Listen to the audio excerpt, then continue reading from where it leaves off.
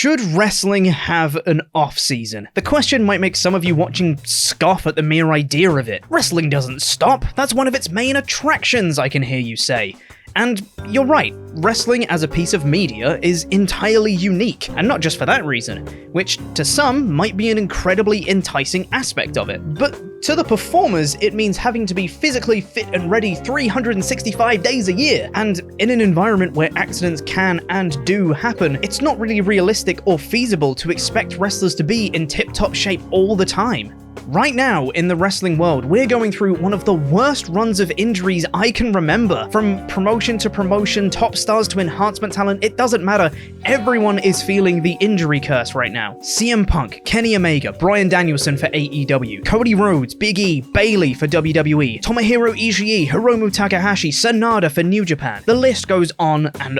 And some of these injuries were freak accidents, they couldn't have been stopped regardless. But how often do we hear the phrase in the wrestling industry, they're banged up, or someone is working through an injury? The need to perform regardless of your own health is not only commonplace in wrestling, it's expected. Not to mention that the style of wrestling has changed over the years. It's now much more physical, harder hitting. There's technical masterpieces and death matches every week somewhere in the wrestling world, and having that level of ability and constant quality comes at a price. Having some time off as a wrestler is a nice, easy way to recover some of those niggling injuries you pick up when you're on the road, which is why the question of an off-season often gets brought up. But is an off-season actually feasible? Well, today we're going to try and find out. I'm Chopper Pete Quinnell from WrestleTalk, and should wrestling have an off-season?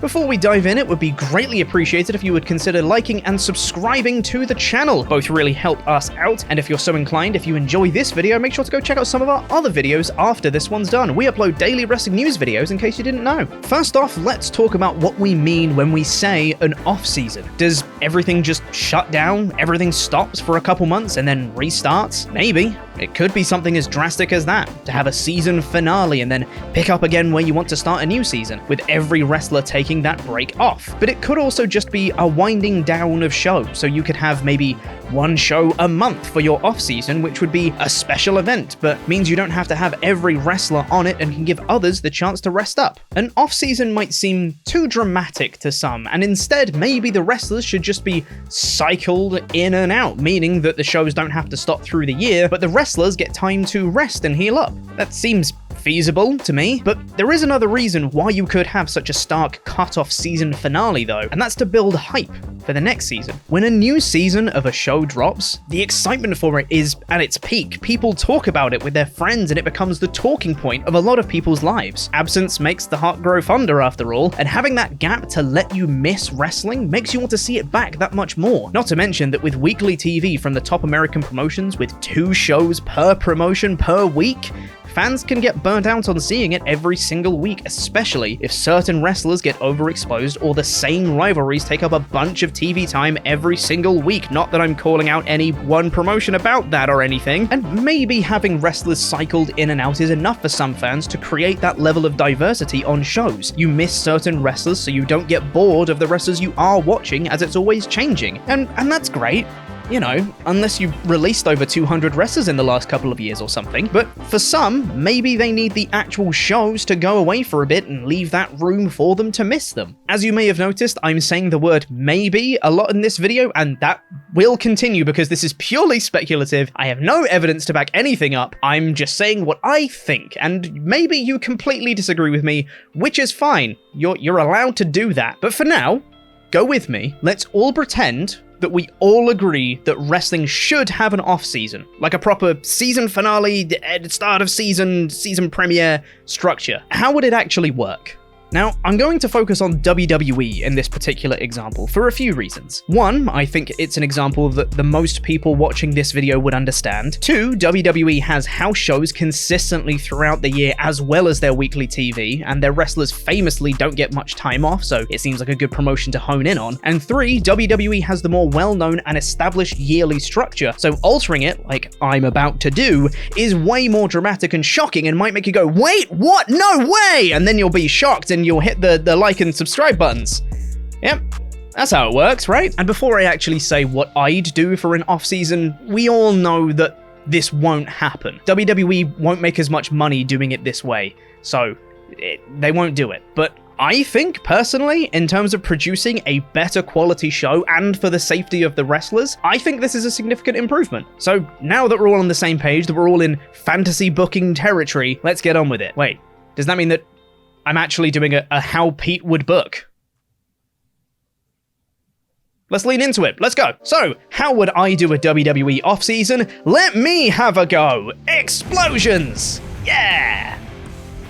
So firstly, when is the off-season? I actually thought about business a little bit in this one, because I'm suggesting that the off-season for WWE should be from September through December. This is for one very simple reason: football! The football season, the NFL I mean, the American kind of football, is always a competitor to WWE's audience's eyes. And from what I've been told, the regular season for the NFL runs from September to December. Then playoffs run into January, and the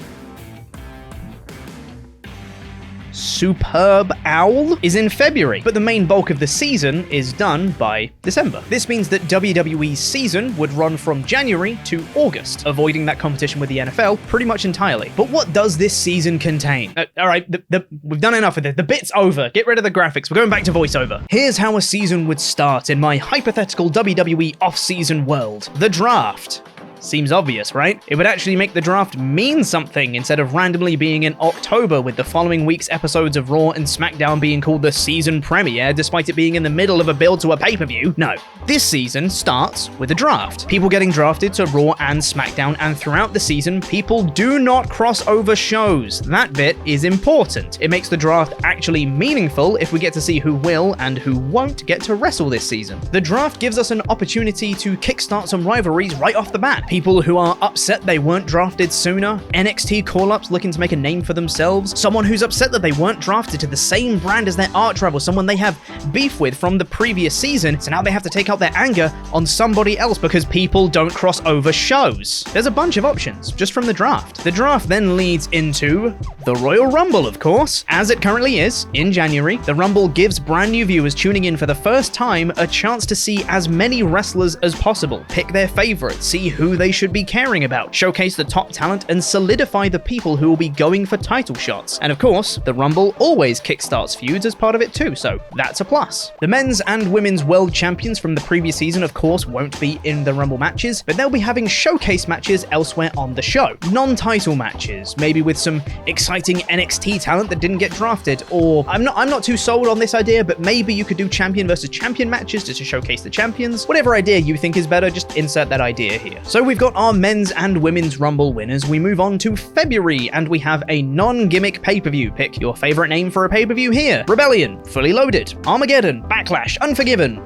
One of the above. We then get an extended build, about 6 weeks or so, for the next show, WrestleMania. Except, it's not WrestleMania anymore. It's the second biggest show of the year, and it's not SummerSlam either because it's not in the summer. Now, work with me here. It's the newly rebranded Spring Stampede. The Royal Rumble winners get their title shots at Spring Stampede, and it's a huge show, kind of like how SummerSlam is pretty much as big as WrestleMania these days. Into May we go, and here we have Money in the Bank. Get those briefcase holders in place right after Spring Stampede. And I would change the rules of Money in the Bank here. I'd make it so you only have until the end of the season to cash in, not a full calendar year. This only gives the briefcase holders 3 months to cash in, which allows for a bit more excitement and expectation on the week-to-week television because they only have so many opportunities to use their briefcase. It also gives them the opportunity to do the one story they haven't done with Money in the Bank yet, which is someone running out of time to cash in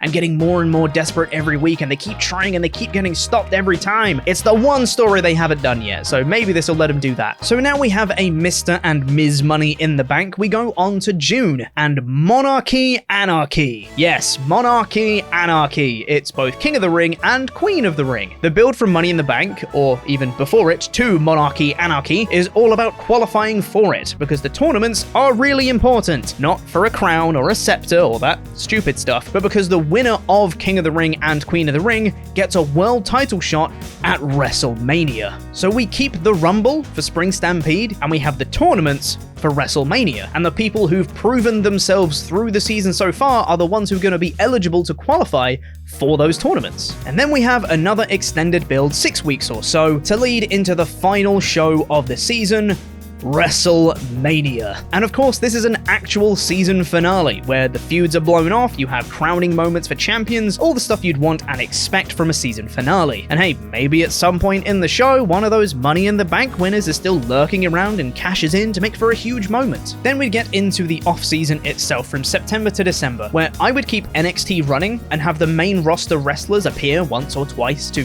get their reps in, their training for the next season. And if you really like, you could have one main roster live show per month. Make it like a little special attraction event. Maybe have it overseas to make it exciting. You could do those, those big shows that they like to do in Australia or the UK or Saudi Arabia, I guess. And you can change up who's on each of these shows, so the wrestlers actually get some time to rest. This helps essentially cut out the entire tail end of the year, which is already a period WWE just kind of swims through before they actually start caring again when they get into the new year. And I think that's pretty much how I do it. I think it makes for a more exciting show. It makes NXT more meaningful as a proper training ground for during the year. You see the future of the company here, the NXT call-ups in the draft. It makes the draft meaningful as well. I think it works. Granted, they won't make as much money this way, so they won't do it, but it's fun to talk about, isn't it? Oh, and also, you can keep shows going during the off-season, talking about the season that's just happened and the season that's coming up. You can have, speculation about who's going to be drafted where and who's looking really good in training and who's a threat to look out for in the season coming and stuff like that. And it really helps the creative team because they actually have a start and an end to their stories that they can work with. They can have a full story planned out for the entire season before it kicks off, because having just a story that is just going to continue forever is a really daunting thing. I might be talking about this from experience. Have you seen the storylines that we did for the Jam That Championship? We started off with loads of them when it first got introduced because we had all these ideas, and then we realized that we had to keep these stories going forever, and then it became less featured. I don't know if Ollie's gonna let me keep that in the episode. I'm just saying, I understand why it can be daunting to have, you don't have an end point for your stories. Having, a set plan where you go, we're gonna have this wrestler have this story this season, I just think that works. So that's how I would book an off-season. Do you think that wrestling actually needs an off-season? And if it does, how would you book one? Let me know in the comments. And if you like this video, make sure to like and subscribe. Go watch some of our other videos. If you want another video essay, this sort of format, check out the other one that I've done about why Roman Reigns isn't working. It's a good one, I think. I've had very positive feedback about it, so I think people enjoy it. So make sure to check that out if you haven't already. Subscribe. We do daily wrestling news videos as well. Thank you so much for watching. I've been Chopper Pete Quinnell from WrestleTalk. Jam that jam. Goodbye.